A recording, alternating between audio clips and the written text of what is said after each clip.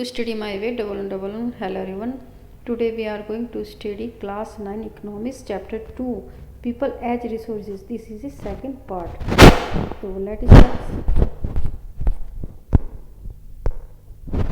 पहले चैप्टर में हमने इसमें देखा था और न्यूज़ देखा था, तो एक स्टोरी देखी थी हमने इसकी स्टोरी। और शकल क्या था, शकल वो था जिसको वेल सेटल अच्छी तरह से क्या मिला था, उसको एजुकेशन मिली थी ताकि वो आगे उसने कंपनी उसको जो मिली थी। विलास एक गरीब का लड़का था, वो भी अपनी मम्मी की तरह किस तरह से वो भी मछली बेचने वाले प्रोफेशन में वो लग गया था। अब हमने यहाँ तक डिस्कस कर चुके थे। अब हम आया है economics activities by the man women की, जो भी इकोनॉमिक्स एक्टिविटीज़ होती है, क्रियाकलाप होती है मैन और वुमेन की तरह। Like the Vilas and the Shakal people have the been engage in the various activities. जैसे कि विलास था और शकल था, वो सब क्या करते थे, उसी की तरह से जो और भी लोग होते हैं वो बहुत सारी एक्टिविटीज़ में क्या होते हैं, इन्वॉल्व होते हैं, एंगेज होते हैं, बिजी रहते हैं। We saw that Vilas sold fish. हमें पता है कि जो विलास फिश बेचता था, क्योंकि उसकी मम्मी भी इस तरह से बेचती थी। तो जैसे उसके, क्योंकि वो बहुत ज़्यादा गरीब थे, उनको घर को चलाने के लिए क्या होता था, जब उसकी मम्मी बीमार हो गई थी तो उसके पास सारा जो घर के उसके बहन भाई की देखभाल और घर का खर्च चलाना उसी के सर पर आ गया था, इसलिए वो अपनी मम्मी जैसा ही प्रोफेशन कर रहा था। फिर उसके बाद कि शकल था, शकल को क्योंकि पढ़े लिखे थे, उसके मम्मी पापा जी ने उसको एक अच्छे स्कूल में एजुकेशन इंस्टीट्यूट में कराया था, कंप्यूटर कोर्स कराया था और उसके प्रति लोन भी लिया था। इसका मतलब उसके माँ बाप ने क्या किया था, उसके ऊपर इन्वेस्ट किया था ताकि उसे एक अच्छी जो मिली फर्म में। फिर जो पीपल एक्टिविटीज़ है have been the classifying to 3 man the sector. अब जो भी एक्टिविटीज़ होती है जहाँ पे मैन और वुमेन लगे होते हैं, इन्वॉल्व होते हैं, वो एक्टिविटीज़ भी हमारे 3 सेक्टर में हमने उसको डिवाइड किया है। सबसे पहले हमारे प्राइमरी सेक्टर, फिर हमारे इसमें सेकेंडरी सेक्टर और तीसरा हमारा टर्सरी सेक्टर। प्राइमरी सेक्टर क्या होता है कि जो हमारे कृषि से रिलेटिव होता है, ठीक है, या हमारे नेचुरल रिसोर्सेज वो होता है, डिपेंड होता है। और सेकेंडरी होते हैं हमारे मैन्युफैक्चरिंग, उसमें क्या था, मैन्युफैक्चरिंग उसको सेक्टर बोलते हैं। ये फैक्ट्री जिसमें हमारे फैक्ट्री लगी होती है, इसका मतलब जो रॉ मटेरियल्स होता है, रॉ मटेरियल को हमने किस में प्रोवाइड किया, हम उसकी प्रोसेसिंग मतलब प्रोसेसिंग फॉर्म में, इंडस्ट्रियल। तो ये क्या होगा, हमारा इंडस्ट्रियल बेस होगा जिसमें हम इस रॉ मटेरियल से फिनिश गुड बना सकते हैं। ठीक है, जैसे हमने कॉटन है तो कॉटन तो हमारे देश से क्या होगा, ये हमारे प्राइवेट सेक्टर से हमें मिले है, नेचुरल रिसोर्सेज से मिला है। लेकिन जब हम इस कॉटन से हम क्या बनाएंगे, इसको फैब्रिक बनाएंगे, इसके क्लॉथ बनाएंगे, गारमेंट्स बनाएंगे, तो जो इसकी प्रोसेसर होते हैं वो हमारे सेकेंडरी सेक्टर्स में होती है। तो और टर्सरी सेक्टर कहते हैं इन सब की जो हेल्प करते हैं, तो वो उसमें कहते हैं। जैसे हमारी प्राइमरी सेक्टर में इंक्लूड है हमारी क्या क्या चीज़ होगा, हमारे एग्रीकल्चर हो गया, फॉरेस्ट्री होगी, एग्रीकल्चर मतलब कृषि से रिलेटेड होगी, फॉरेस्ट्री जो जंगल वगैरह से रिलेटेड होगी। फिर एनिमल हस्बेंड्री क्या होगी, जैसे हम मुर्गी पालन कर रहे हैं, ठीक है, तो मुर्गी पालन से हम अंडे प्रोडक्ट कर रहे हैं उसको। फिर हमारे फिशिंग होगी, मतलब फिशिंग को पाल रहे हैं हम, ठीक है, हम उसको सेल कर रहे हैं, परचेज कर रहे हैं। पोल्ट्री होगी, वो हमारे मुर्गी से रिलेटिव होगी। अब इसमें कि पोल्ट्री जो मुर्गी पालन होता है, फिर वो फार्मिंग हो जो फार्म से रिलेटिव होता है। फिर हमारा माइनिंग है जो हमारी खुदाई से रिलेटिव है, हमारे क्वारन उत्खनन से रिलेटिव है। Manufacturing is the include in the sector secondary sector, और जो हमारा जो मैन्युफैक्चरिंग है उसमें सेकेंड सेक्टर में वो इंक्लूड है। और जैसे हमारा मतलब जैसे हमारे को प्रोडक्शंस होना, रॉ मटेरियल से फिनिश गुड प्रोवाइड करना, जैसे मैंने आपको बताया कि कॉटन से जैसे हमारे रेडीमेड्स गारमेंट वगैरह प्रोवाइड करना, या फिर हमारा मैट बनाना, कारपेट्स बनाना, ये सारे उसमें क्या आ जाएंगे, हमारी तरफ सेकेंड सेक्टर में आ जाएंगे, जो हम रॉ मटेरियल से फिनिश गुड में उसको प्रोवाइड करते हैं। तो अब फिर हमारे इसमें आएगा हमारा ट्रेड है, तो टर्सरी सेक्टर, उसमें ट्रेड होगा, व्यापार हो गया, ट्रांसपोर्ट होगा, कम्युनिकेशन होगा, बैंकिंग होगा, एजुकेशन होगा, हेल्थ टूरिज्म होगा, सर्विस इंश्योरेंस एक्सेट्रा। मतलब टर्सरी सेक्टर होता है वो हेल्प करते हैं हमारे प्राइमरी सेक्टर में और हमारे सेकेंडरी सेक्टर्स में। जैसे मतलब हमने क्या किया कि जैसे रॉ मटेरियल को हमें कहाँ तक मैन्युफैक्चरिंग फैक्ट्री तक ले जाना है, तो वहाँ पे क्या करना, हमें ट्रांसपोर्ट के द्वारा वहाँ पे ले जाएंगे। फिर हम ट्रेड करना, हमने कोई फिनिश गुड प्रोवाइड कर दिया तो हम उसको जा मार्केट में जाकर ट्रांसपोर्ट से यूज करेंगे। हेल्थ है तो हेल्थ के लिए मतलब इसका मतलब लोगों की हेल्प करना, उनका ख्याल रखना उसमें। फिर हमारे इसमें आ गया में टूरिज़्म हो गया, मतलब टूरिज़्म होगा, जैसे हमारे कोई भी टूरिज़्म के लिए मतलब हम जैसे मतलब दिखाते उसमें गाइड करना, तो मतलब एक चीज़ें इन सेक्टरों को क्या करते हैं, वो सर्विस को प्रोवाइड करते हैं। इंश्योरेंस होगा, जैसे हमने कोई बिल्डिंग बनाई तो उसके लिए हमें इंश्योरेंस करना, गाड़ी का इंश्योरेंस करना, ठीक है। अपना इंश्योरेंस, लाइफ इंश्योरेंस सब हमारे किस में इंक्लूड होता है, हमारे ट्रेजरी सेक्टर्स में इंक्लूड होता है। The activities in this sector the result in the protection of the good and service. और जो ये एक्टिविटीज़ होती हैं इन सेक्टरों में, इसका परिणाम होता है कि हमारा जो गुड और सर्विस क्या हो गया, हमारा उसमें बन गया। This activities at the values of the national income. और जो भी हमारा मतलब प्रोटेक्शन होता है, मतलब जो भी हमारा जो फिनिश गुड होता है, उसी को ही हम क्या करते हैं, हमारी नेशनल इनकम में वो हमारा जुड़ती उसकी वैल्यू, ठीक है, जितना भी हमारे मतलब प्रोटेक्शंस होता है। This activities are called the economy activities को इकोनॉमिक एक्टिविटीज़ बोलते हैं। इकोनॉमी एक्टिविटीज़ है तो टू पार्ट, ये भी दो तरह के पार्ट्स होते हैं। एक मार्केट एक्टिविटीज़ होती है और दूसरा नॉन मार्केट एक्टिविटीज़ होते हैं। मार्केट एक्टिविटीज़ क्या होता है, रेम्यूनरेशन होता है टू एनिमल। रेम्यूनरेशन का मतलब क्या होता है कि उनको क्या दिया जाता है, पारितोषिक दिया जाता है या उनको पे किया जाता है कि वो परफॉर्म जो भी इन सेक्टरों में जो भी कार्य करते हैं, तो उसके लिए उनको रेम्यूनरेशन का बोला, तनख्वाह दी जाती है, वेतन दिया जाता है। Activities perform by the pay and the prone. और ये जो एक्टिविटीज़ क्या करती है, हमें जो भी हम पे करते हैं और प्रॉफिट को क्या जनरेट करती है। This include the production of the good and service. और इसमें क्या होता है कि हम गुड और सर्विस को बना रहे हैं, प्रोटेक्ट कर रहे हैं। इंक्लूडिंग द गवर्नमेंट सर्विस है, तो ये किस में क्या होगा, इंक्लूड गवर्नमेंट सर्विस। तो इसमें क्या होता है कि जो हमारी मार्केट का मतलब जो कि हमारा जो पैसे से रिलेटिव्स होता है, जैसे कि हमने कोई भी प्रोडक्ट बनाया, फिर हमने उसको बेचा, उसमें अपना क्या बनाया, उसमें हमने कॉस्ट लगाई, और जब हमने कॉस्ट लगाई तो कॉस्ट प्लस जो प्रॉफिट है, अब हमने प्रॉफिट मिला, हमारे कितना होगा, हमारी ये टोटल कॉस्ट हो जाएगी। तो उसमें क्या हो जाएगा, ये हमारे इसमें प्रॉफिट में इंक्लूड होगा, हमारा कॉस्ट में इंक्लूड होगा। और जो भी लोग इसमें काम कर रहे हैं, कोई भी वर्कर काम कर रहे हैं, तो उन सबको पे किया जाएगा। और उसके बाद जो भी हमारे जितनी भी हमारी कॉस्ट बची, सपोज करो हमने कोई भी 100 रुपये की चीज़ बनाई, उसमें हमारी कॉस्ट 80 रुपये आ गई, तो 80 रुपये के आगे जब हमने 100 माइनस 80 करेंगे, इसका मतलब 20 हमारा क्या होगा, प्रॉफिट आ गया। सब कुछ निकाल के हमारा ये प्रॉफिट आ जाएगा।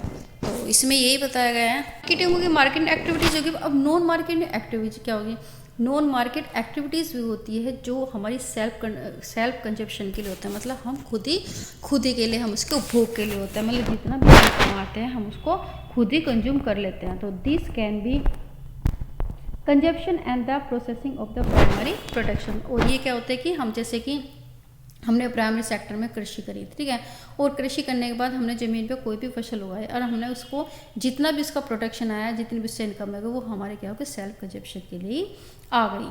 तो ये क्या होगा, own the account and protection of the fix asset. इसका मतलब क्या हो जाएगा कि हमने जो भी प्रोटेक्शन किया, अपने ट्रैक्टर से किया, अपने कुछ भी किया, तो हमने सब उसका खुद ही उसका कंज्यूम किया।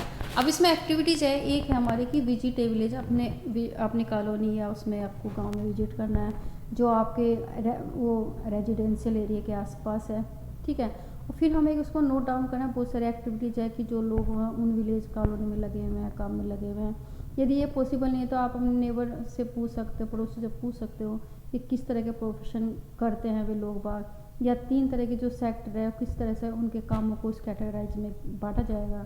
तो इस तरह की जो एक्टिविटीज़ होती है वो हमारी इकोनॉमी और नॉन इकोनॉमीज़ में हमारी इंक्लूड हो जाएगी, मतलब जो पैसे से होगी वो हमारी इकोनॉमी से जाएगी, और जो नहीं होगी जैसे वो नॉन इकोनॉमी एक्टिविटी हो जाएगी। जैसे हमारी मम्मी या हम अपने घर में करते हैं, तो जो हाउस चोर्स करते हैं, घर के काम करते हैं, हमारी नॉन इकोनॉमी एक्टिविटीज़ में आती है। वैसे तो काम हो रहा है, लेकिन फिर भी वो उसमें पैसे से उसके बदले कोई भी उसको पैसे नहीं मिलते हैं। Vilas sells the fish in the village market. जो विलास है वो फिश को विलेज की मार्केट में बेचता है, और विलास जो cook food for his family, और फिर क्या करता है, विलास खाना पकाता है अपने फैमिली के लिए। और शकल क्या होता है, प्राइवेट फर्म में करता है, और जो शकल है look after the his the young brother और सिस्टर को देखता है। अब जो मछली बेच रहा है, इसका मतलब वो हमारी कौन सी है, मार्केटिंग एक्टिविटीज़ है। जब वो खाना बना रहे हैं फैमिली के लिए, तो हमारी नॉन एक्टिविटीज़ है, क्योंकि उसके बदले हमें कोई भी पैसा नहीं मिल रहा है। शकल जब वो प्राइवेट फर्म में काम करेगा तो क्या करेगा, प्रोडक्शन करेगा, प्रोडक्शन से क्या होगा, उसको कुछ पैसे रेमुनरेशन दिया जाएगा, तो उससे क्या होगा, उसको इनकम होगी। लेकिन शकल जब अपने छोटे बहन भाइयों का ख्याल रखेगा, तो वो हमारी नॉन इकोनॉमिक एक्टिविटीज़ में आएगी, कि उसके बदले उसको कोई भी क्या मिल रहा है, कोई भी उसको पैसे भी नहीं मिल रहा है, उसके बदले उसको कोई भी प्रॉफिट नहीं मिल रहा है। Due to a historical and the culture the reason that is the division of the labor between the man and the woman in the family. अब यदि हम अपने हिस्टोरिकल से या कल्चर्स के कारण को देखें तो उसमें हमारे जो लेबर है, काम है, वो दो तरह के कामों में बांटा गया। एक तो वो काम होते हैं जो लोग मैन करते हैं और दूसरा वुमेन करते हैं।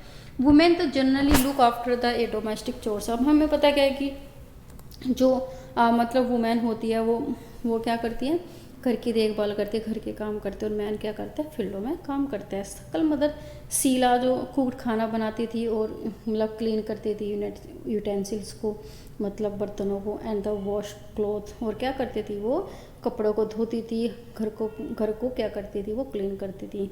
Look after the her children, फिर अपने बच्चों को देखती थी। सकल फादर द बूढ़ा क्या करते थे, क्या नाम, खेतों में बुआई करते थे, खेतों में फसल को उगाते थे और उसको सेल करते थे। जो भी प्रोडक्शन होता था उसको मार्केट में करते थे और उससे क्या होता है, फैमिली की इनकम होती थी। Sheela is not the pay for the service. Sheela वो थी क्या थी, उसको जो भी सर्विस घर के काम करती थी, वो जो हमारे डोमेस्टिक चोर्स हैं या हमारी फिर जो मतलब बर्तनों को साफ़ करना होता है या फिर कपड़ों को धोना होता है, तो उसके बदले उसको कुछ नहीं मिलता था। तो वो क्या करती थी, इसलिए and the deliver for the upbring of the family, मतलब अपने फैमिली के भरण पोषण के लिए जो भी वो काम करती उसके लिए उसको कोई भी पे नहीं किया जाता था। बूटा अर्न मनी, लेकिन बूटा क्या होता था, उसको तो पैसे मिलते थे which he spend on the rearing the family. इसलिए वो जो पैसा मिलता था वो रेयरिंग मतलब क्या का मतलब होता है कि फैमिली के पालन पोषण उसको लगाता था। Women are not the paid for the their service deliver in the family, लेकिन जो औरतें होती हैं जो वे अपने घर के काम में अपनी सर्विस को प्रोवाइड करते हैं, उनके बदले में उनको कुछ भी नहीं मिलता है। Household work done by the women is not recognize in the national income. इसीलिए जो घर के जो काम होते हैं जो औरतों के द्वारा किए जाते हैं वो हमारे नेशनल इनकम में इंक्लूड नहीं होते। क्यों नहीं होते, क्योंकि उसके बदले उनको कोई भी पे नहीं किया जाता, कोई भी पैसा नहीं दिया जाता। नेशनल इनकम में वही चीज़ें, वही प्रोडक्शन इंक्लूड होगा जिसके बदले हमें क्या होगा कि पैसा मिलेगा, हम लेन देन करेंगे, उसमें पे करेंगे और उससे प्रॉफिट हमें मिलेगा। अब हमारा जो गीता है, गीता एक दूसरी है, मतलब गीता जो विलास की मम्मी है, वो क्या करती है कि जो फिश को बेच कर क्या करती है, वो इनकम को कमाती है। तो वो क्या होगा, वो हमारी उसमें आएगा हमारी इकोनॉमिक्स एक्टिविटीज़ में। Thus the women are the paid of the their work when they enter in the labour market, क्योंकि वो जो उनका काम है वो कहाँ पे एंटर होगा। जैसे वो उसने मछली को बेचा और वो मछली जो बेच के कहाँ पे जाएगा, वो मार्केट में बेच जाएगा। इसका मतलब क्या होगा कि उसने एक लेबर किया, वो मार्केट तक गया, मतलब फिश को लेकर उसने उसको बेचा और बेच के क्या हुआ, उसको अर्न हुई। Then the earning the like that is the made the counterpart of the determining in the base of education. अब दूसरी क्या होती है कि जो अर्निंग होती है वो जो मेल होते हैं, मेल का जो काउंटर पार्ट है, मेल का जो हिस्सा होता है वो डिटरमाइन किया था, निर्धारित किया जाता है उनकी एजुकेशन के अकॉर्डिंग और उनकी स्किल के अकॉर्डिंग। मतलब जितना लोग पढ़े लिखे होंगे और जितने वो कुशल होंगे उस काम में करने के लिए उतनी ही उनको वो इनकम दी जाएगी। जो एजुकेशन होता है, एजुकेशन हेल्प करता है इंडिविजुअल की कि वो to make a better use of the economic opportunities available before him. मतलब एजुकेशन क्या होता है कि लोगों की हेल्प करता है, इंडिविजुअल व्यक्ति की हेल्प करता है कि वो एक अच्छे तरह से हासिल करे, एक अवसर हासिल करे इकोनॉमी जो वो पहले करता था उससे पहले। मतलब एजुकेशन उसको एक बेटर फॉर्म बनाती है।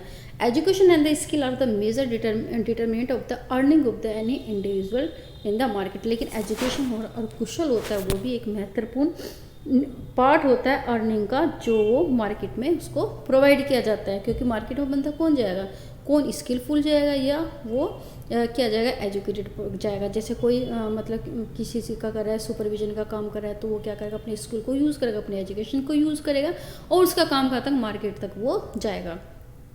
ए मेजोरिटी ऑफ द जो वुमेन है था ये मिरर्स एजुकेशन, लेकिन सबसे ज़्यादा जो वुमेन होती है उसमें बहुत ही कम होती है, कम पढ़े लिखे, तो उन्हें कम ही एजुकेशन प्रोवाइड किया जाता है, लो स्किल द फॉर्मेशन, और इसलिए उनमें कुशलता की भी कमी होती है। Women are the paid in the low compare to man, इसलिए जो वुमेन होती है उनको मैन के अकॉर्डिंग बहुत ही कम मतलब पैसा प्रोवाइड किया जाता है उनके काम के लिए। Most the women work where the job security is not there, लेकिन कभी क्या होता है कि जैसे लोग जैसे वुमेन है वो घर के काम करती है, कुछ भी करती है, तो उनको जॉब की सिक्योरिटी भी नहीं होती। Various activities relating to the legal in the protection of the marriage, लेकिन फिर भी बहुत सारी एक्टिविटीज़ कानूनी रूप से उनको रक्षा की गई है कि वो जो भी उनको मतलब कम से कम उनको मतलब ये होगा कि उनको इतनी इनकम मिलेगी। मैरिज का मतलब छोटी उनको कानूनी रूप से प्रोटेक्ट किया है कि उनको इतनी इनकम तो मिलेगी। Employment in the sector in the characterize in the irregular, जो इनको जो रोज़गार होता है वो इस सेक्टर में क्या होता है, इरेगुलर होता है, मतलब कभी भी वो उनका ख़त्म हो सकता है, तो कुछ टाइम पीरियड के लिए होता है, इसलिए उनकी इनकम भी लो होती है क्योंकि उनकी जॉब की सिक्योरिटी नहीं होती वुमेन को।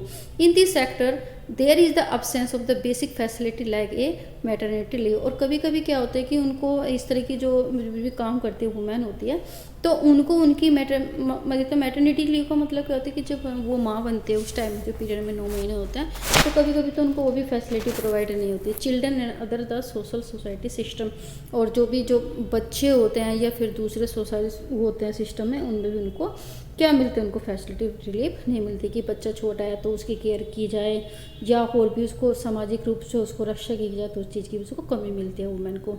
However the women with the high educated, लेकिन यदि वुमेन एक हायर एजुकेटेड है और ज़्यादा पढ़ी लिखी स्किल फॉर्मुलेशन है, तो उसको भी मैन के ही प्रति मैन के ही बराबर क्या मिलता है, उसको वेतन मिलता है। मतलब इसका एट पर का मतलब क्या होता है, बिल्कुल उसको सेम जितना मैन को मिलेगा इतना ही। Among the organize the sector the teaching, और दूसरा हमारे medicine attract them in the most the some women has the enter in administrative and the other including job. अब क्या होता है कि ज़्यादा जो ऑर्गेनाइज हो गया, जो टीचिंग हो गया या फिर मेडिकल है, ये वुमेन को ज़्यादा अट्रैक्ट करती है ताकि वो इस सेक्टर में जाए औरतें, ठीक है, टीचर में और मेडिसिन में। कुछ जो वुमेन होती है वो भी हमारे किसमें एडमिनिस्ट्रेटिव में या प्रशासन में भी वो एंटर कर चुके हैं। अदर सर्विस इंक्लूड जॉब, और जॉब भी करती है वो, तो दूसरे तरह की और भी वुमेन होती है। दैट अब तो आजकल जो लेडीज है पायलट है, अब आप देख लीजिए कि प्रतिभा पाटिल है जो रिसेंटली जो हमारे राष्ट्रपति वो हमारे वुमेन है। Need the higher level in scientific and technology and the competent, और बहुत सारी अब हाई लेवल में तो क्या होगा, मतलब साइंटिस्ट भी और टेक्नोलॉजी में भी वो कॉम्पिटेट हो चुके हैं वुमेन हर स्किल में। टास्क की assistant and the classmate that the she would like to take up in the career. क्या आप अपनी सिस्टर से या अपने क्लासमेट से पूछ सकते हैं कि वो अपना जो कैरियर है किस तरह से एडोप्ट करना चाहते हैं, किस तरह से वो बनना चाहती है। अब क्वालिटीज़ ऑफ द पॉपुलेशंस, अब नेक्स्ट जो हमारा ये हमारे क्वालिटीज़ ऑफ पॉपुलेशन की जो क्वालिटीज़ वो कैसी होती है, मतलब किस तरह की क्वालिटी होती है। तो क्वालिटी ऑफ पॉपुलेशन वो किसके ऊपर डिपेंड होती है कि हमारे जो लिटरेसी रेट्स कितना है, पढ़ाई का रेट कितना है, फिर उसकी हेल्थ कैसी है, और हमारा जो पर्सन है उसकी लाइफ एक्सपेक्टेंसी किस तरह की है, फिर हमारा स्किल है, स्किल किस तरह से फॉर्मेशन किया गया है लोगों के द्वारा अपने देश में, और फिर जो क्वालिटी है पॉपुलेशन की अल्टीमेटली डिसाइड उनकी ग्रोथ रेट पर है कि कंट्री का जो ग्रोथ रेट है, जहाँ पे कंट्री हमारी अच्छी ग्रोथ रेट होगा, कंट्री का ज़्यादा विकास होगा, तो उसके भी लोग बाग वहाँ पे पॉपुलेशन भी उसकी ज़्यादा स्किलफुल हो गया और उनकी क्वालिटीज़ हो गई। Literate and the health the population are the assessed, मतलब लिटरेट का मतलब होता है पढ़े लिखे लोग होना, हेल्थ का मतलब जो हेल्थी है वो पूरी तरह से, तो वे ही हमारी असेस्ड होती है किसी की भी, किसके लिए धरोहर होती है किसी भी देश के लिए। अब सबसे पहला अब हमारा एजुकेशन जो सकल education is the initial year the his the life the boring. जो सकल था वो उसकी जो एजुकेशन थी आरंभिक रूप में क्या थी, काफ़ी बोर थी, लेकिन फ्रूट्स हुई in the later in the year in the term of the good job और इन द सैलरी। और फ्रूट्स का मतलब वो उसको अच्छी हुई वो बाद के जो सालों में जब उसको एक अच्छी जॉब मिली, अच्छी सैलरी मिली। वी साथ एजुकेशन वार द इम्पोर्टेंट, इसलिए हम देख सकते हैं कि जो एजुकेशन होती है वो काफ़ी महत्वपूर्ण इनपुट है हमारी ग्रोथ का, जैसे कि सकल को, क्योंकि सकल का जो मतलब इनिशियली जो एज था उसको काफ़ी एजुकेटेड किया गया, कंप्यूटर कोर्स कराया गया उसको, फिर उसको मतलब कॉलेज में भेजा गया, तो इससे क्या हुआ कि उसकी ग्रोथ हुई। It is the open in the new horizontal में, और वो उसके लिए क्या हो गई, प्रगति का उसका रास्ता बनता चला गया, उसकी प्रोग्रेस का रास्ता उसको बनता चला गया। Provide a new inspiration and develop the value life, इसलिए उसकी क्या होगी कि उसकी जो लाइफ है, जो उसकी दिशा है वो बढ़ती चलेगा, उसकी लाइफ को क्या करते इम्प्रूवमेंट किया, विकास किया। नॉट ओनली फॉर द सकल, ना कि केवल सकल, पर एजुकेशन तक contribute toward in the growth of society also, क्योंकि हमें पता है कि जो कोई सकल है वो जो एजुकेटेड वो केवल अपने लिए नहीं हो लेकिन पूरी सोसाइटी को उसने क्या किया, उसने ग्रोथ किया, क्योंकि उसने एक ऐसा सॉफ्टवेयर बनाया था ताकि उसे जो भी वो उसमें मतलब मिला था उसको जब, तो उससे क्या उसकी ग्रोथ, एक सॉफ्टवेयर बनाया, उससे क्या हुआ हमारे सोसाइटी में उसका इम्प्रूवमेंट, उसका बेनिफिट मिला। इनहेंसिस नेशनल इनकम, और उसके बाद क्या हुआ कि जो हमारी नेशनल इनकम है वो क्या हुई हमारी बड़ी है, हमारी उसमें ग्रोथ हुई है।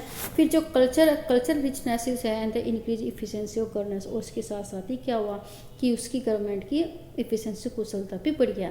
अब जैसे जैसे भाई नया सॉफ्टवेयर बनाया, नया सॉफ्टवेयर बना के क्या होगा कि उस जो फर्म है उसकी उसमें क्या होगा, उसके प्रोडक्शन में ग्रोथ है, जब उसके प्रोडक्शन में ग्रोथ आई तो हमारे क्या होगा, हमारे जो मतलब जो हमारी जीडीपी है, जो हमारे ग्रोस डोमेस्टिक प्रोडक्ट होगा तो हमारी बढ़ी, जब वो बढ़ेगी तो हमारे इससे क्या होगा, हमारी नेशनल इनकम भी वो बढ़ेगी, और उससे क्या होगा उसमें मतलब क्या हो जाएगा कि उससे देश को भी प्रोवाइड होगा, सोसाइटी को भी प्रॉफिट होगा और उसको सेल्फ को भी प्रॉफिट होगा।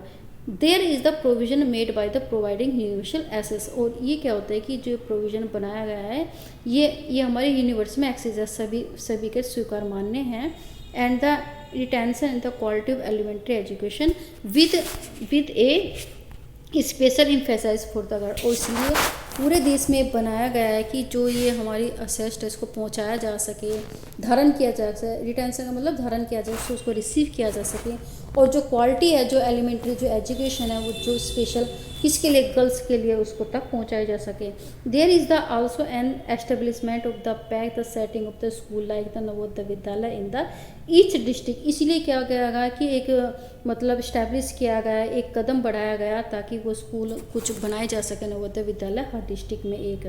फिर हमारा जो वोकेशनल स्ट्रीम्स है हैव बीन डेवलप किया गया ताकि तो इक्विपमेंट किया जा सके large number high school education with the occupation relating the knowledge skill, और हमें क्या बनाया गया, वोकेशनल स्ट्रीम को बनाया गया जो भी हमारी हायर स्कूल में, जैसे हमारे 11th के बाद में हमें उसके साथ वोकेशनल कोर्स दिए गए हैं ताकि हमारी उससे नॉलेज बढ़ाई जा सके, जिस भी फील्ड में हमें जाना है तो उसके अकॉर्डिंग हमें नॉलेज प्रोवाइड किया जा सके और उससे हम स्कूल मतलब कुशलता प्राप्त कर सकें। इसका मतलब हम पढ़ाई भी करते रहेंगे, उसके साथ साथ हमें आगे जो फ्यूचर में बनना है उसके लिए भी हमारे स्किल डेवलप होता चला जाएगा। This plan in the outlay education has the increase from the 151 the crore in the first plan, ये जो बनाया गया, ये प्लान बनाया गया जो इसका आउटलेट था, आउटलेट का मतलब आउटपुट था, वो पहले क्या था 151 करोड़ था पहले प्लान में, लेकिन उसके बाद कितना आ गया हमारे 3766.9 करोड़ 11th प्लान में वो आया। फर्स्ट प्लान थी हमारी किस में थी, फर्स्ट प्लान हमारी थी 1951 से और 56 तक थी, तो जब इसमें बनाया गया तो 151 थे, और फिर हमारा जो 7th में आ गया 3766.90। फिर हमारे तो एक्सपेंडिचर है on the education and the percentage GDP the rose from the, अब जो एजुकेशन पे जो खर्च किया गया है वो हमारा जो, यदि हम माने मतलब 1951 से 1952 में 0.64% था, लेकिन उसके बाद क्या वो धीरे धीरे यदि 15-16 की देखें तो उसके हिसाब से वो 3% होगा। इसका मतलब क्या हो कि एजुकेशन पे जो भी खर्चा रहा है वो ज़्यादा हो गया है। And the has the in the remain इधर सेगनेट इन द अराउंड द 3, और यदि हम देखें तो इसको फिर इसके बाद क्या होगा, वो एक लगातार एक स्थिर हो गया from the first few year से, कुछ टाइम से वो क्या हो रहा है, वो सेम होता जा रहा है 3%। The budgetary the estimate are the stated in the budget document. एक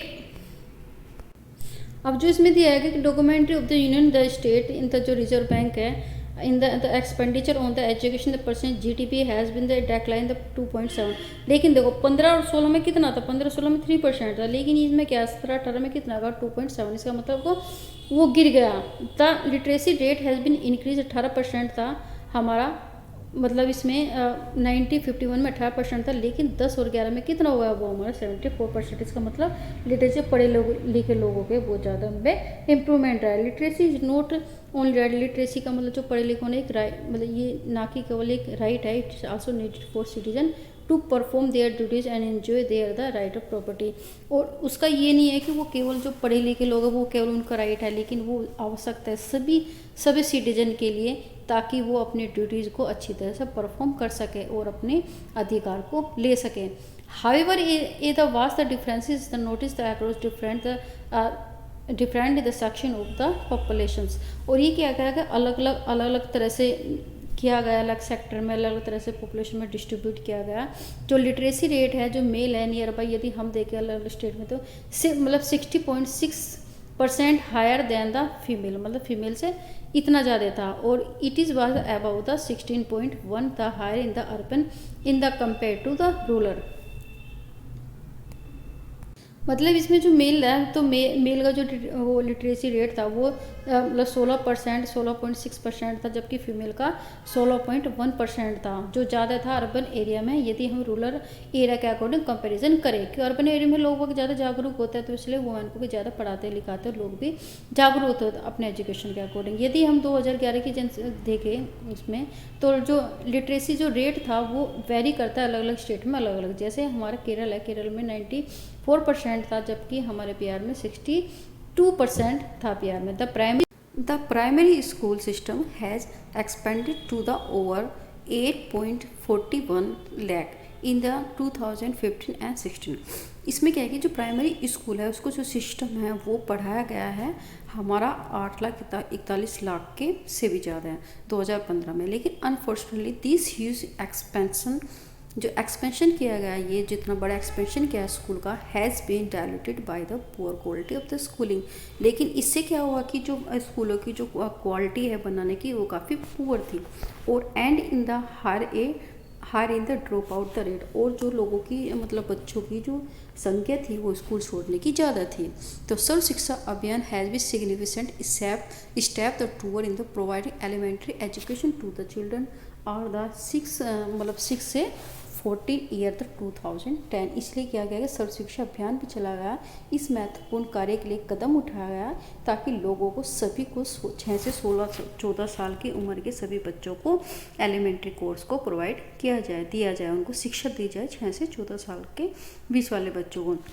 It is at the time in the boundary initiative of the central government in the partnership with the state। और ये जो क्या बनाया गया जो टाइम बाउंड किया गया या मतलब जो भी ये सर्व शिक्षा अभियान को बनाया गया ये पार्टनरशिप में किया गया, जिसमें हमारी जो सेंट्रल गवर्नमेंट और स्टेट गवर्नमेंट दोनों का ही कंट्रीब्यूशन था और local government and in the community for the achieving the goal a you the universalization the elementary education. और क्या किया गया ये कम्युनिटी बिठाई गई ताकि हम जो लक्ष्य है वो उसको सार्वभौमिक किया जाए इस एलिमेंट्री एजुकेशन, मतलब सभी देश में पूरे वर्ल्ड में इसको फैलाया जाए।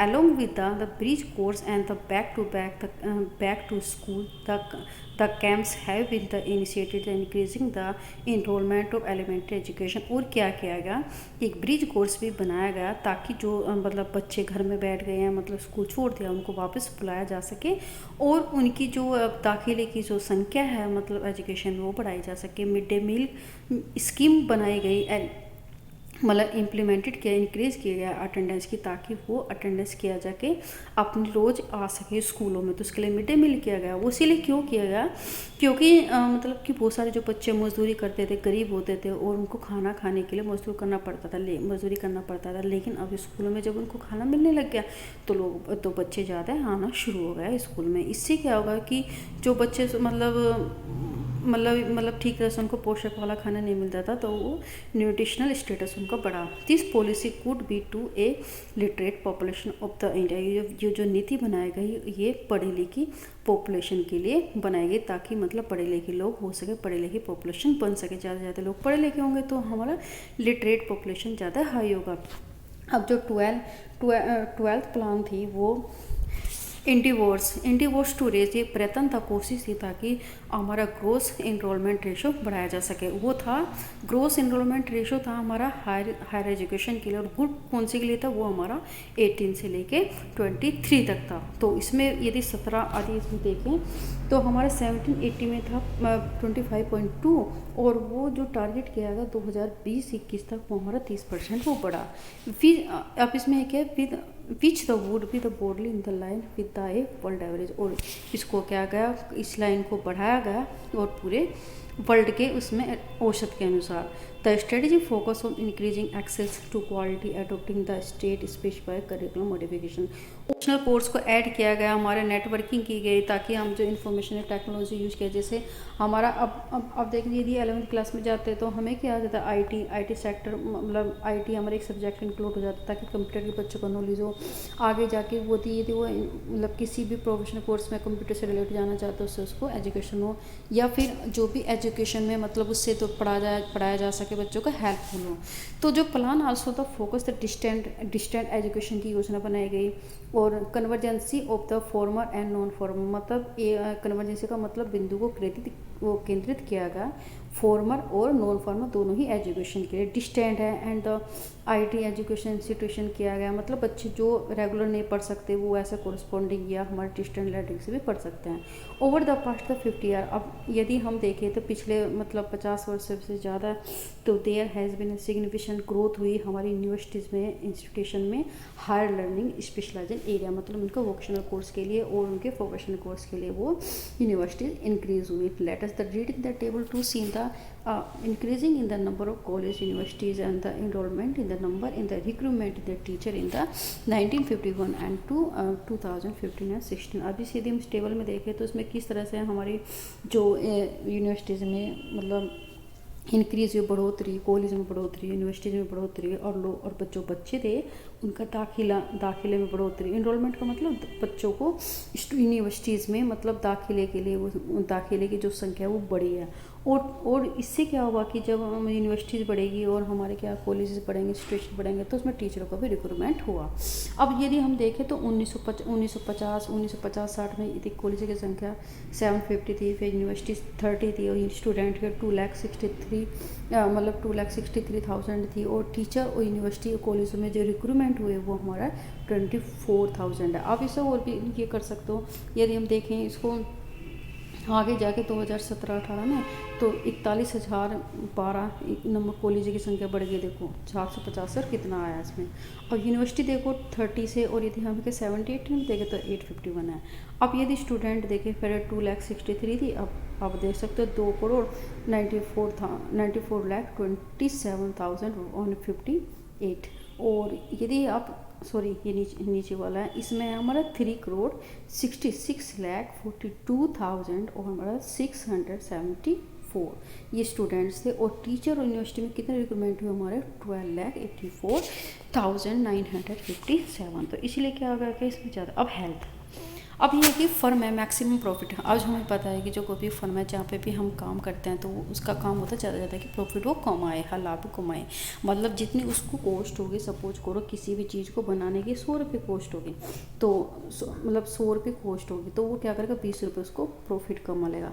और प्रॉफिट में फिर टोटल जो कॉस्ट होगी जो वो पे लेगा, मतलब कस्टमर से, कंज्यूमर से लेगा, तो वो 120 लेगा। तो इस तरह से क्या होगा कि इनका जो प्रॉफिट होता है मैक्सिमम प्रॉफिट हो।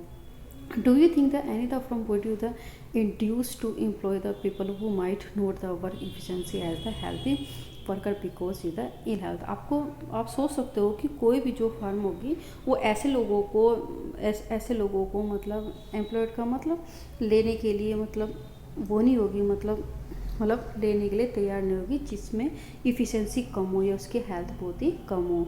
तो health of the person help him to realise him her the potential and the ability है कि फाइट द इलनेस। इसलिए जो हेल्थ है मतलब हेल्थ, लोगों की हेल्थ वो ही उसको रियलाइज़ कराती है, वो इस पोटेंशियल मतलब विशेष है, विशिष्ट है, ताकि वो योग्य हो सके अपनी बीमारियों से लड़ने के लिए। तो he she will not be the able the maximum his the her the output overall growth of organization. और यदि वो मतलब बीमार आदमी होगा या फिर हेल्थ अच्छी नहीं होगी या फिर उनकी जो एफिशिएंसी वो अच्छी नहीं होगी, तो वो भी ज़्यादा प्रॉफिट नहीं कमा पाएगा किसी भी ऑर्गेनाइजेशन में जहाँ पर अपॉइंटमेंट हो रहा है। तो इसीलिए क्या है कि जो हेल्थ है वो इंडिस्पेंसिबल बेसिस होना चाहिए, मतलब वो होना चाहिए इनडिस्पेंसिबल का मतलब होता है इम्पोर्टेंट, बहुत ही ज़्यादा इम्पोर्टेंट है कि हम रियलाइज़ कर सके कि कोई भी पर्सन है वो वेल होना चाहिए, मतलब वेल बींग हेल्थी होना चाहिए। हैंस फॉरनेस improvement of the health status, इसका हेल्थ स्टेटस है तो वो बड़ा होना चाहिए पॉपुलेशन का, ताकि वो प्रायोरिटी हो किसी भी कंट्री की, मतलब प्रायोरिटी कंट्री होनी चाहिए कि लोगों का हेल्थ अच्छी होनी चाहिए, उसकी वर्क की करने की इफिशिएंसी अच्छी होनी चाहिए। तो ये किसी भी कंट्री का क्या होना चाहिए, टारगेट होना चाहिए। अब इसमें क्या बताया गया, इसमें आवर जो हमारी नेशनल पॉलिसी है तो वो एम होना चाहिए ताकि हम हेल्थ केयर को एक्सेसिबिलिटी कर सके। हेल्थ केयर एक्सेसिबिलिटी का मतलब सभी लोगों को पहुंचा जा सके, चाहे वो गरीब हो चाहे अमीर, ताकि वो वहाँ तक हेल्थ सेंटर तक पहुंच सके और अपने आप को हेल्दी बना सके, फैमिली वेलफेयर बना सके, न्यूट्रिशन सर्विस किया जा सके, इस पर फोकस किया जाके, ठीक है, ताकि under privilege the segment of the population. Under privilege का मतलब होता है जो गरीब लोग होते हैं, जो हेल्थ केयर तक नहीं जा पाते, उनको इस तरह की फैसिलिटी दे, उन पॉपुलेशन इस तरह की फैसिलिटी दे ताकि वो वहाँ तक जा सके। Over the last the 5 decade the Indian has the built the vast health infrastructure and the development the man power requirement the primary secondary and the tertiary in the government as well as the private sector.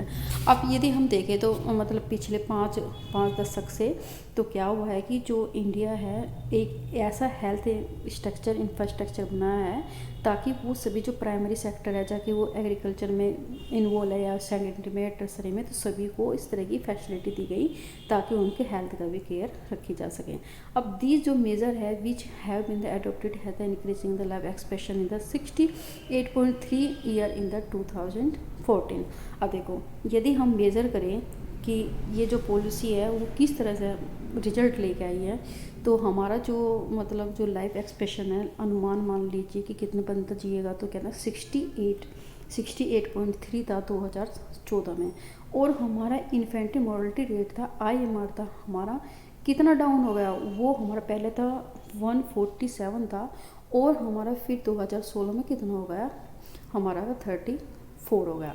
इसका मतलब है कि 1000 में, भाई IMR का मतलब होता है कि 1000 में कितने बच्चों की मौत हो रही है, कितने बच्चे मर रहे हैं। तो इससे क्या हो गया, पहले 2000 मतलब हम 1951 में मतलब 1000 में 147 बच्चे मरते थे, लेकिन यदि हम कंपैरिजन करें तो 16 में तो वो केवल 1000 में केवल हमारा 34 ही वो बच्चे की डेथ होती है। तो ये पता। अब crude birth rate has the dropped, वो गिर गया इसका 20.4 and in the death rate 6.4 and the with in the same duration and the time, मतलब हमारा क्रूड बर्थ रेट है वो भी गिरा है हमारा 20.4 में, और यदि डेथ रेट माने मरने वालों पे 6.4 घट गया है। अब आप देखो कि पहले कितना था, 20.4 था, और अब कितना आ गया, वो 6.4 आ गया। तो कितना उसमें क्या हुआ हमारा होगा, ये सेम ड्यूरेशन का मतलब देखो, अब 1951 में तो डेथ रेट था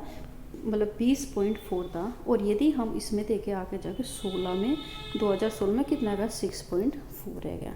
तो इसका भी डेथ रेट कब समय कि 1000 में मतलब एक साल में जितने भी लोग मतलब 1000 में कितने लोग मरे हैं, तो पहले कितने होते 20.4 लोग मरते थे, और अब कितना है 6.4 मिलेगा। तो इस तरह से ये एक्सपेक्टेंसी है। अब life expectancy and the improvement in the children care, useful accessibility the future in the progress the country. अब हमें पता है कि जो लाइफ एक्सपेंसी बढ़ेगी, लोगों की औसत आयु बढ़ेगी, और क्या होगा कि जो मतलब बच्चों की केयर होगी, तो उससे क्या होगा, हमारे जो भविष्य में उसकी प्रोग्रेस है, किसी भी कंट्री की भी ज़्यादा पॉपुलेशन होगी तो हेल्थ पॉपुलेशन होगी, लोग ज़्यादा होंगे, एवरेज एक्सपेक्टेंसी उनकी ज़्यादा बढ़ेगी, तो इससे वहाँ का डेवलपमेंट भी ज़्यादा होगा। Increasing the elongated life. अब यदि हम देखें, यदि बंदा कोई ज़्यादा टाइम तक जिएगा, ज़्यादा साल तक जिएगा, तो indicator of the good quality of the life in the marks by the age self confidence. क्योंकि लोग ज़्यादा बाई लाइफ एक्सपेक्टेंसी आप 6 मतलब 68 साल बंदा जिएगा, यदि इसकी आप एवरेज देखें तो इसका मतलब है कि लोगों की एक्सपेक्टेंसी रहेगी और लोगों को एक इंक्रेजमेंट मिलेगा कि लोग इतनी औसत आयु है उसकी, तो उससे भी क्या होगा कि लोग इम्प्रूवमेंट होगा, लोगों में मतलब कॉन्फिडेंस लेवल बढ़ेगा। अब इसी तरह से क्या है कि हमारा जैसे हमारा reduction in the infant mortality. अब यदि हमारे इन्फेंट मोर्टलिटी IMR है वो कम होता है, तो इससे क्या होगा कि बच्चे प्रोटेक्ट होंगे, इन्फेक्शन से बचेंगे, इन्फेक्शन से बचेंगे तो जब भी तो बच्चों की डेथ 1,000 में कम बच्चे की मतलब डेथ होगी, तो ये इससे भी क्या होगी, हमारे देश में इम्प्रूवमेंट होगा और लोगों में कॉन्फिडेंस लेवल बढ़ेगा कि हमारी हेल्थ केयर अच्छी है। अब ensure nutrition of the both and the mother and the child care, और दोनों को न्यूट्रिशन मिलेगा, यदि उस पोषक तत्व मिले बच्चे को और माँ को, तो वो भी हमारे चाइल्ड केयर में इंक्लूड होगा। अब इसमें हम देख सकते हैं हेल्थ केयर इंफ्रास्ट्रक्चर कैसे बढ़ा है।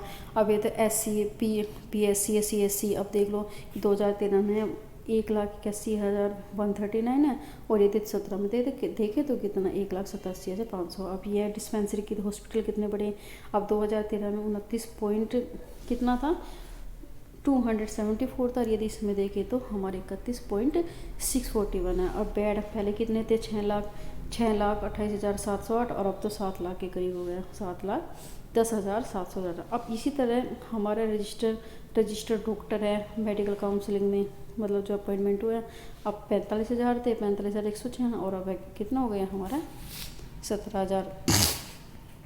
ये थोड़ा इसकी क्या हुआ है, ये संख्या घटी है।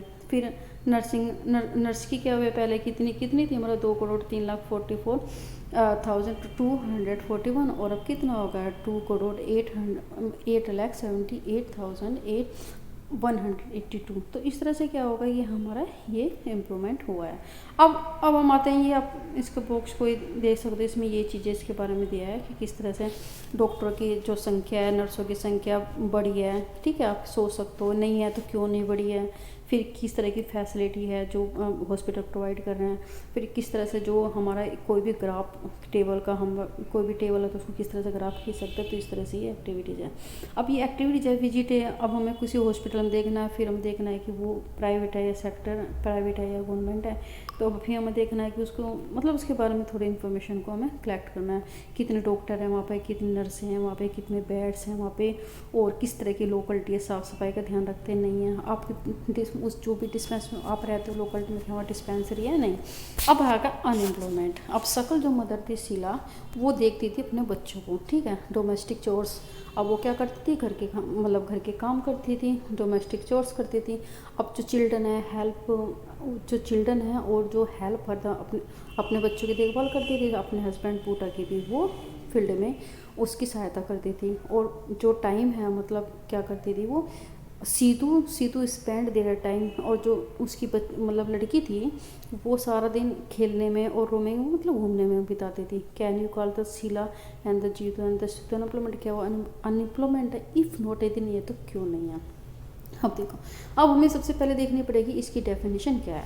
अनएम्प्लॉयमेंट का मतलब एक्चुअली में क्या होता है। Unemployment is the state to exit when the people who are the willing to work at the going the wages can not be find the job. Unemployment का मतलब क्या होता है कि कोई भी लोग की इच्छा होती है काम करने के लिए, वो घूमता है लेकिन उसको काम नहीं मिलता। तो Sheela is not very very important. क्या है इसकी डेफिनेशन की, वॉट इज़ अनएम्प्लॉयमेंट्स। ओके, तो अब ये बताइए कि जो शीला थी, और ये Sheela is interesting the working the outside her the a domestic अब बताइए कि जो शीला थी, क्या वो बाहर काम ढूंढने गई थी। यदि काम ढूंढने नहीं गई तो क्या उसको आप अनएम्प्लॉयमेंट में इंक्लूड करेंगे, नहीं, क्योंकि वो तो सिर्फ घर के काम करती है, वो नहीं है, इसलिए वो अनएम्प्लॉयमेंट में नहीं कहेंगे। जीतू है, सीतू है, वो उनको भी तो बच्चे हैं, तो वो भी अनएम्प्लॉयमेंट में नहीं होंगे। अब इसकी क्या देखो थे, Jitu and Situ are the too small to be the counted in the work force the population. ये क्या होता है कि जीतू और जो सीतू है वो एक छोटा सा गिनती है, ताकि जो वर्क फोर्स है पॉपुलेशन का उस पर काउंट हो सके। अब देख लो, ना तो जीतू ना सीतू ना Sheela can to counted unemployment, उसको काउंट नहीं किया गया, क्योंकि जो वर्क फोर्स पॉपुलेशन होता है, काम करने वाले जो लोग होते हैं, वो इंक्लूड होते हैं people in the 15 year to the 59 years. मतलब यदि अनएम्प्लॉयमेंट में देखें 15 साल से लेकर 59 ईयर तक के ही पॉपुलेशन को हम क्या कहेंगे, अनएम्प्लॉयमेंट कहेंगे। सकल थी, और वो क्या करना चाहिए, काम की तो इच्छा है और बाहर ढूंढने वो काम जाए, तो तब हम उसको बोलेंगे। इंक्लूडिंग द पीपल, अब इतना आ गया। अब सकल जो ब्रदर है sister do not fall within the age the group of the can not be unemployment, क्योंकि जो इसके जीत और शीतू थे, इसके जो बच्चे थे बहन भाई थे, वो अनएम्प्लॉयमेंट है क्योंकि वो 15 साल से छोटे थे। सकल मदर शीला वर्क फैमिली के लिए काम करती थी। She does not willing to work in the outside in the domestic domain for the payment, इसीलिए वो बाहर नहीं जाते थे, ना ही उस डोमेस्टिक डोमेस्टिक डोमेन उसके काम के लिए उसको कोई पेमेंट दिया जाता था। तो see to the can not be called unemployment, इसलिए उनको अनएम्प्लॉयमेंट नहीं कहेंगे। सकल तो ग्रांड पेरेंट्स है वो आल दो नोट द मैन से स्टोरी में नहीं किया गया, लेकिन कैन नॉट बी अनएम्प्लॉयमेंट क्योंकि वो 59 ईयर से क्या है ज़्यादा अबव है। लेकिन हमारे जो वर्क और जो काम करने वाले जो लोग हैं 15 से 59 के बीच में होगा। लेकिन इसके ग्रांड पेरेंट्स है वो केवल किस टाइप से है, वो हमारे 59 ईयर से भी ज़्यादा है, इसलिए उनको भी अनएम्प्लॉयमेंट वर्कफोर्स में काउंट नहीं करेंगे। In the case the Indian we have the unemployment the rural urban. अब हम देख सकते हैं कि इंडिया में बहुत सारे अनएम्प्लॉयमेंट है रूरल में, हमारे गांव में भी और हमारे शहरों में। तो however the natural unemployment differ in the rural and urban area. अब किस तरह से डिफरेंट है, अंतर है दोनों के नेचर में, जो लोग गाँव में लगे हैं और जो लोग शहरों में लगे हुए हैं। In the case the rural area there is the seasonal disguise unemployment. यदि गाँव में देखें तो दो तरह के आपको अनएम्प्लॉयमेंट फॉर्म मिलेगी, एक तो आपको मिलेगी सीजनल और दूसरा अगर डिस्गाइज अनएम्प्लॉयमेंट। और अर्बन में क्या होगा, एजुकेटेड अनएम्प्लॉयमेंट। अब देखो, अब इसको स्टेप बाय स्टेप देखते हैं। Seasonal unemployment happen the when the people are not able to find the job. अब सीजनल एम्प्लॉयमेंट क्या होता है कि ये घटित होता है जब लोग मतलब योग्य होते हैं जॉब ढूंढने के लिए उन मंथ में जब कटाई होती है, बुआई होती है, तो उस टाइम में people depend upon agriculture usually in the face such kind of problem. क्योंकि वो क्यों होते हैं सीजनल का मतलब क्यों होता है, क्योंकि आपको पता ही है एग्रीकल्चर समाप्ति है।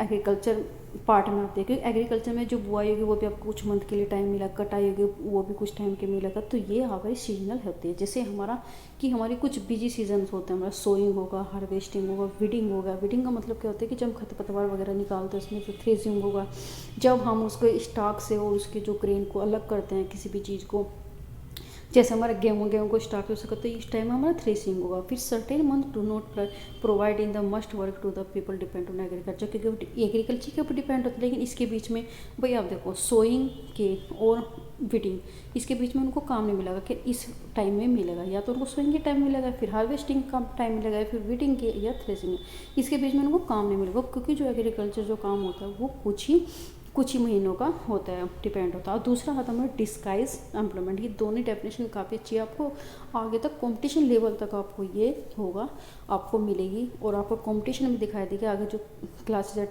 10th 11th 12th तो उसमें आपको दिखाई देगी। दूसरी हमें disguise employment the people appear to be, हमेशा दिखा देता है डिस्गाइज में कि लोग जो होता है वो एम्प्लॉयड है, मतलब लगे होते हैं। जैसे आप देख सकते हो एग्रीकल्चर कोई भी प्लॉट है, वहाँ पे लोग काम को ढूंढते हैं।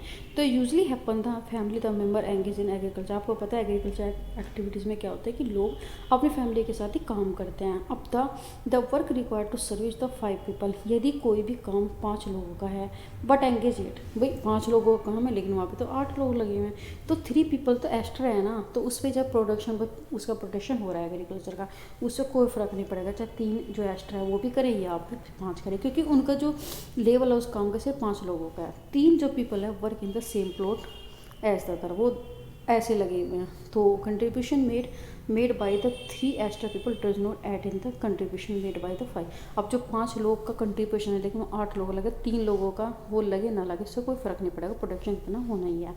If the people are remove the productive for the field will not decline. अब यदि हम उन लोगों को हटा दें वहाँ से, उस फील्ड में हटा दें, तो उसका जो प्रोडक्शन है वो कम नहीं होगा, वो इतना ही रहेगा। The field require in the service of the 5, क्योंकि वो जो फील्ड है केवल उसे 5 लोग चाहिए, उसी सर्विस से वो डेवलप हो जाएगा। बट 3 एक्स्ट्रा क्या दिखाएंगे, वो देंगे छिपी अनएम्प्लॉयमेंट, छिपी बेरोज़गारी। तो क्या बोलेंगे, छिपी बेरोजगारी, कि 3 लोग उसमें छिपे हुए बेरोज़गार लगे हुए। इन द केस ऑफ अर्बन, अब अर्बन में आपको पता है कि लोग बाग है, जागरूक है, सब है, तो ज़्यादा लोग क्या होंगे वहाँ पर, पढ़े लिखे होंगे। तो unemployment has been become the common phenomena, इसलिए वहाँ पे एजुकेटेड लोगों का अनएम्प्लॉयमेंट होना एक साधारण सी बात है।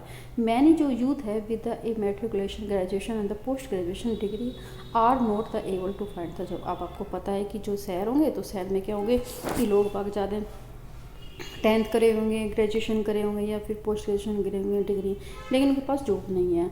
स्टडी आप देख सकते हैं जो study show that unemployment in the graduate. अब जो भी लोग अनएम्प्लॉयमेंट है, ग्रेजुएट है, पोस्ट ग्रेजुएट है, उनकी संख्या धीरे धीरे बढ़ती जा रही है, क्योंकि मेट्रिकुलेशन के अकॉर्डिंग लोग बहुत ज़्यादा जागरूक हो रहे हैं।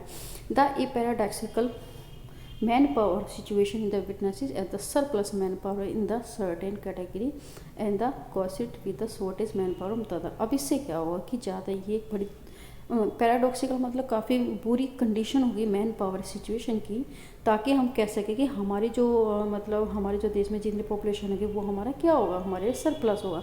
लेकिन हम इसमें सरप्लस नहीं कहेंगे क्योंकि लोग बाग ज़्यादा इसमें हमारी मैन पावर पैसे यूज़ हो रही है अनएम्प्लॉयमेंट में।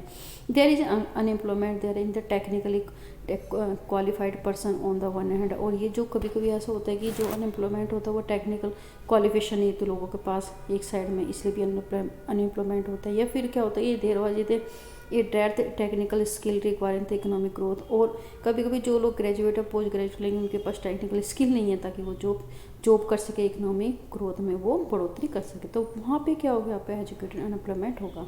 अनएम्प्लॉयमेंट लीड टू इधर वेस्टेज मैन पावर रिसोर्स। अब यहाँ पे अनएम्प्लॉयमेंट का मतलब क्या होता है कि एक वेस्टेज मैन पावर रिसोर्स होगा कि हमारे जो मैन की जो पावर है, जो सोर्स है वो वेस्ट है, बेकार है।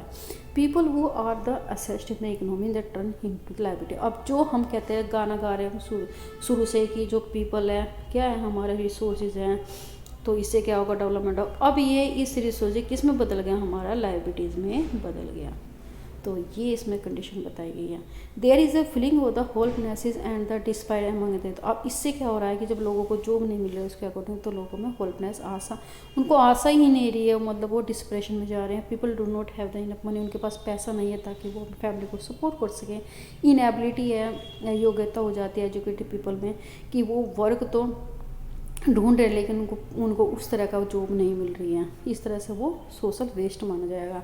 अब हमें अनएम्प्लॉयमेंट जो ट्रेंड है इंक्रीज अनएम्प्लॉयमेंट है कि जो बढ़ रहा है उसके कारण हमारी इकोनॉमिक ओवरलोड भी बढ़ रहा है।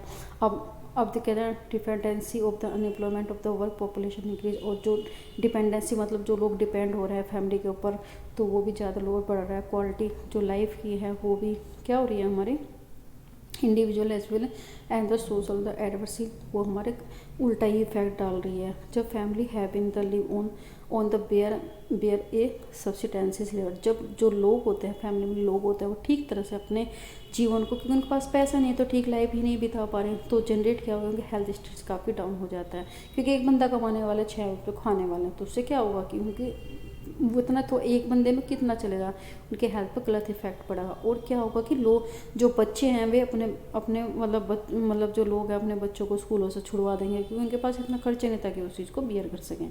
अब अनएम्प्लॉयमेंट है जो detrimental in the impact overall growth of economy. अब जब अनएम्प्लॉयमेंट हुआ तो वो गलत इफेक्ट डालेगा किस पर, पूरी की पूरी इकोनॉमी की ग्रोथ पर। अब increasing unemployment in the indicator the depressed economy.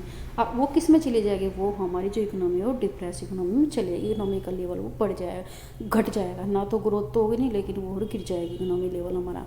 जहाँ इसमें क्या है, क्योंकि हमारे जो वेस्ट रिसोर्सेज है, वेस्ट रिसोर्सेज बढ़ गए अनएम्प्लॉयमेंट के according, which could have been in the एक ग्रेनफुल एम्प्लॉयमेंट। और वो क्या हो जाएगा हमारा ग्रेटफुल, मतलब जो हम लाभ देने वाला है वो लाभ देने वाला ही नहीं बचेगा employment. If the people can not use as resource, यदि पीपल को हम रिसोर्सेज की तरह यूज़ नहीं कर पाए तो वो अपना आप ही एक लाइबिलिटीज़ बन जाएगी, बोझ बन जाएगी किसी की भी इकोनॉमी के लिए। इन द केस द एक स्टैटिकली द अनएम्प्लॉयमेंट रेट लो। और हमारा क्या होगा कि यदि हम सांख्यिक के रूप से देखें तो हमारा जो अनएम्प्लॉयमेंट है जो इंडिया में वो कम है। A large number of the people represented with the low income productive. क्यों एम्प्लॉयमेंट कम है हमारा अनएम्प्लॉय, क्योंकि जो लोग हैं मतलब अनएम्प्लॉय वो अपने से, जैसे उनको ग्रेजुएशन है तो ग्रेजुएशन लेवल को तो काम नहीं मिल रहा, वो मैट्रिकुलेशन वाला काम करेगा, तो इस वजह से वो काम तो कर रहा है लेकिन जितना वो क्वालिटीज़ रखते हैं उतना उनको काम नहीं मिल रहा है। इसलिए उनकी जो लो इनकम मिलेगी भाई, कम उस पर करेंगे अपने एजुकेशन होने के लिए, कम एजुकेटेड वाला काम करेंगे तो उन्हें कम इनकम मिलेगी, प्रोडक्टिव लेवल भी उनका कम होगा। तो इसी तरह से क्या होगा कि they appear to work in the throughout the year, वो इस तरह दिखाई देंगे जैसे कि पूरे साल वो काम ही कर रहे हैं, बट पोटेंशियल इनकम, लेकिन उनको उस तरह की इनकम नहीं मिल रही जिस तरह से वो डिजर्व करता है। It is not the educate for them, ये एक सही नहीं है।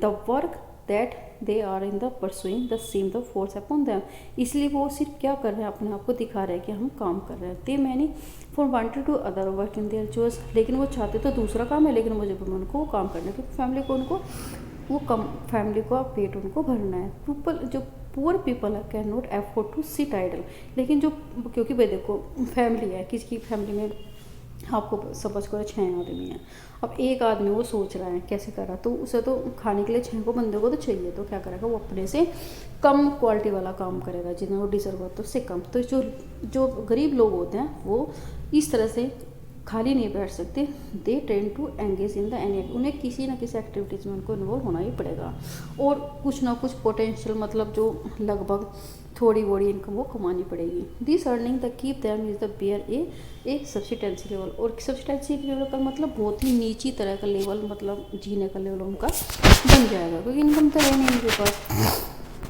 जैसा आपको देखो ये बंदा काम करे, can you remember the how much the did you in the pay and the when you the ask him to and the shoes in the slipper. आप देख सकते हो, याद होगा कि किस तरह से आप किसी भी मतलब जो शू को जो आप शू कर क्या कहते हैं ना कि आप इसको पॉलिश कहते हैं, कितना आप दोगे आप, तो देख लीजिए। तो moreover the employment the structure in categorize in the self employment in the primary sector, और इसीलिए क्या गया कि जो एक स्ट्रक्चर है जो एक विशेषता रखते हैं कि वो अपने आप पर प्राइमरी सेक्टर में अपने आप ही लगे हुए हैं, तो कोई जॉब ढूंढने की जरूरत नहीं, पूरी की पूरी फैमिली उस फील्ड में कंट्रीब्यूशन कर रही है, through the which the every in the really needed, जो उसमें उसको जरूरत है फील्ड में, जो फैमिली के बच्चों की जरूरत होगी, सो देर वाट डिस्कस के वहाँ पे आपको छिपी हुई बेरोजगारी मिलेगी। वहाँ पे एग्रीकल्चर सेक्टर में, यदि आपको क्वेश्चन पूछा जाए कि एग्रीकल्चर में कौन सी मिलेगी, तो आपको मिलेगी वो डिस्गाइज अनएम्प्लॉयमेंट, और एग्रीकल्चर में आपको 2 मिलेगी, सीजनल और अनडिस्गाइज।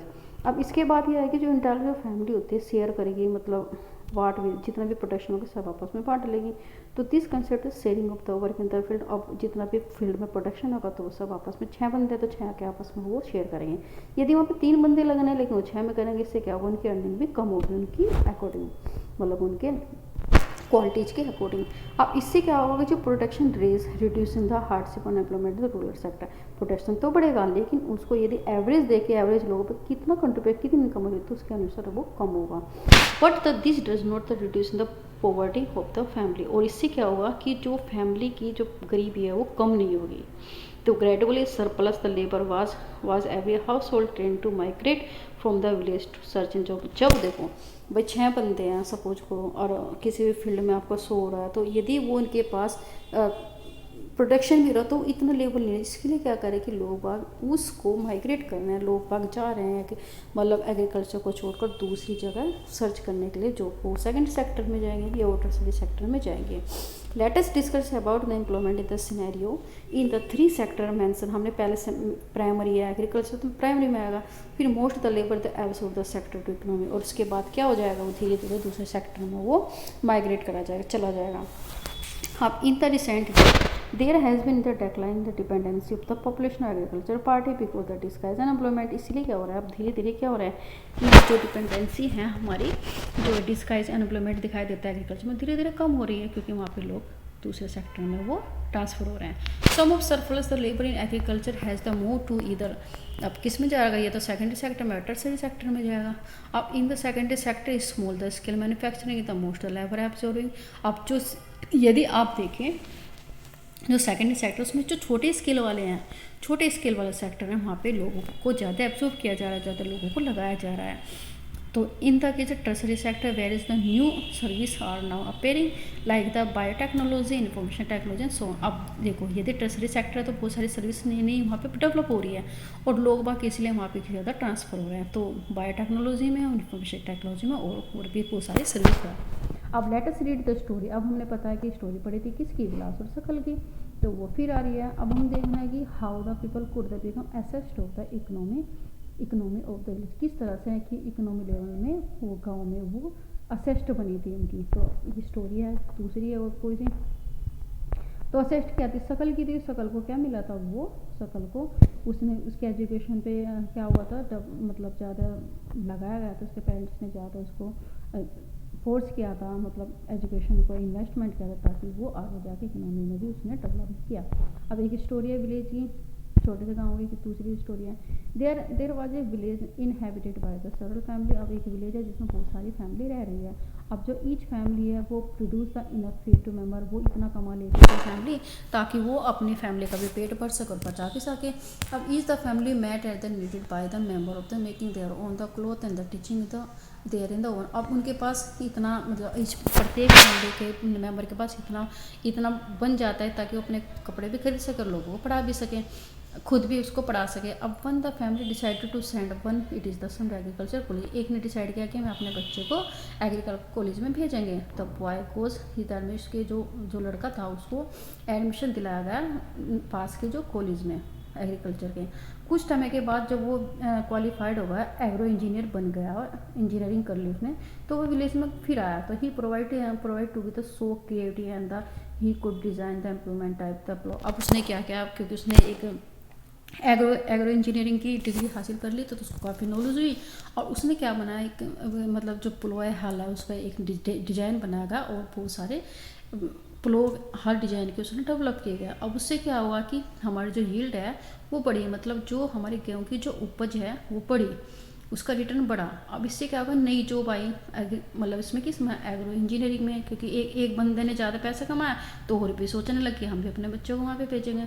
तो फील्ड इन विलेज इस तरह से क्या हुआ कि हमारा गांव बढ़ गया, किससे, एग्रो इंजीनियरिंग से, बच्चों से। अब जो फैमिली इन द विलेज है सोल्ड, अब देखो वो यदि गाँव में आया तो क्या करेगा, अलग तरह के वो भी अलग कुछ सीखेंगे, वो कुछ बनाएंगे। इससे क्या होगा कि जितना भी वो डेवलप, जितना भी फील्ड में यील्ड होगी तो वो फिर उसको सरप्लस को अपने पास के गाँव में बेचेंगे। They earn in the good profit, और अच्छा पैसा कमाएंगे। Which have the share in the emergence, वो अपने आप को जितना भी उनको होगा फिर भी आप में शेयर करेंगे। Inspiring by the success all the family after the some time in the held the meeting the village. आप जब क्या हुआ, जो इंस्पायर हुए, जो उनकी सक्सेस, जो फैमिली थी उनके बच्चे गए भाई, इस तरह से डेवलपमेंट हुआ, तो गाँव की मीटिंग हुई, और गाँव की मीटिंग में क्या होगा, आपस में जो एक दूसरे और भी थे लोग वहाँ पे भी इस तरह से करने कि हम भी अपने बच्चों को भेजेंगे। They all the wanted to have the better future of the their children too, सभी क्या चाहते थे कि हमारे बच्चों का फ्यूचर अच्छा हो। They requested in the panchayat, उसने पंचायत में रिक्वेस्ट की कि वहाँ पे एक स्कूल खोला जाए गांव में। दे इंश्योर, पंचायत ने उसको परमिशन दे दी और सभी को बच्चों को स्कूल में भेजना शुरू कर दिया। Panchayat will the help government, जो पंचायत ने किसकी सहायता, गवर्नमेंट की हेल्प ली और वहाँ पे एक स्कूल खोल लिया। टीचर भी को रिक्रूट किया गया, भाई जब स्कूल खोला वहाँ पे इंजीनियरिंग कॉलेज खोला तो क्या हुआ, वहाँ पर टीचर भी रिक्रूटमेंट हुआ वहाँ के जो पास वाले साइड से भी। All the children of the village started going to school, और सभी जो बच्चों ने डिसाइड किया कि हम स्कूल ज्वाइन करेंगे। After the some time one the family gave the training to his the daughter, और कुछ समय के बाद क्या होगा, फैमिली ने अपनी लड़की को भी ट्रेनिंग के लिए भेजना शुरू कर दिया, जैसे ट्रेलिंग के लिए। ट्रेलिंग मतलब जो मतलब दर्जी वाला काम। सी स्टार्टेड द स्टिचिंग क्लॉथ, और उन्होंने जो कुछ लड़कियाँ थी जिन्होंने को उसमें भेजना शुरू कर दिया तो वो स्टिच करने लगी, कपड़े सिलने लगी, सभी फैमिली के और गांव के भी। तो सभी क्या करने लगे, उस जो मतलब वेल टेलर्ड क्लोथ से जो दर्जी के द्वारा बनाए गए कपड़े को खरीदने लगे, पहनने लगे। अब 10 द अनदर न्यू जॉब, दूसरी नई जॉब डेवलप हुई। The tailor was created, tailor creative, भाई बहुत सारी जो मतलब अलग अलग तरह की दुकानें खोली जाएगी तो टेलर के वहाँ पे अपॉइंटमेंट भी होगा। तो they had in the another positive effect, वो क्या एक प्रभावी फैक्टर, मतलब लड़कियाँ और भी इंक्रीज हुई। अब इंक्रीज होगी तो क्या होगा, वो भी अपना एक प्रोफेशन कमाएगी। तो time of the family farmer is the going in the farm buying the cloth was the से। अब जो भी टाइम उनको बच्चों को पढ़ाने में लगता था कुछ चीज़ें, अब वो से होगा, इसलिए क्या करना होगा कि लोग बाग जाने लगे, लोग कपड़े को खरीदने लगे और उनकी मनी सेव होनी शुरू हो गई। अब as the farmer they spend the more time field, और जो फार्मर थे वो ज़्यादा टाइम किस में बिताने लगे, फील्डों में बिताने लगे। The yield of the farmer went up, जो भी मतलब वहाँ से या खेतों से जो भी फार्म से जो भी प्रोडक्शन आता था उसकी क्वालिटीज़ और बढ़ी, क्योंकि नए प्लोए, नई टेक्नोलॉजीज की। अब this was in the beginning prosperity, और उससे क्या हुआ, विकास हुआ। The farmer had the more than the what they could consume. अब क्या करने लगे, जो फार्मर थे ज़्यादा कमाने लगे, मतलब ज़्यादा प्रोडक्शन होने लग गया, तो वे उस चीज़ को कुछ कंज्यूम करने लगे, कुछ उसको सेल करने लगे, किसमें, दूसरे गाँव की मार्केट में करने लगे। भाई जितना वो कमाते थे उससे ज़्यादा हुआ तो फैमिली को तो पेट भर ही जाता था, बाकी का वो विलेज वाले मार्केट का वो भेज देते थे अपना प्रोडक्शन को। Over time the this the village with the knowledge had no job opportunity the beginning. अब आप देख सकते हो, आपने देखा है कि पहले अपॉर्चुनिटी नहीं थी लोगों के पास शुरुआत में, ताकि वो एक अच्छी जॉब हासिल कर सके। Had the make like the teacher trailing the agro engineer and the many more. लेकिन उसके बाद धीरे धीरे क्या हुआ कि जैसे डेवलपमेंट, लोगों की नॉलेज बढ़ी, टीचर रिक्रूटमेंट हुए, टेलर रिक्रूटमेंट हो, फिर एग्रो इंजीनियर हुआ, और उससे और भी जाते हैं।